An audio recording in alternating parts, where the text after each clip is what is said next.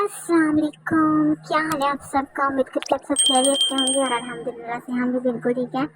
तो आज मैं आपके लिए जो रेसिपी लेके आई हूँ ये बहुत ही मज़े की रेसिपी है और ये चिकन वाइट कढ़ाई है। ये बहुत इजी बनती है, इसमें ज़्यादा महंगी चीज़ें नहीं डालनी पड़ेंगी। इसमें आपको जो आपके घर में जो चीज़ें मौजूद होती हैं उसी से बन जाएगी। बहुत ही आसान सी चीज़ें हैं, बहुत कम खर्चे में बहुत ही आला सी डिश तैयार है। आप लोग इसे देखें और ट्राई ज़रूर कीजिएगा। और प्लीज़ अगर आपको मेरी वीडियो अच्छी लगती है तो इसको लाइक कर दिया करें और चैनल को सब्सक्राइब कर लिया करें। तो आप लोग वीडियो को एंजॉय करें। मिलते हैं नेक्स्ट वीडियो में।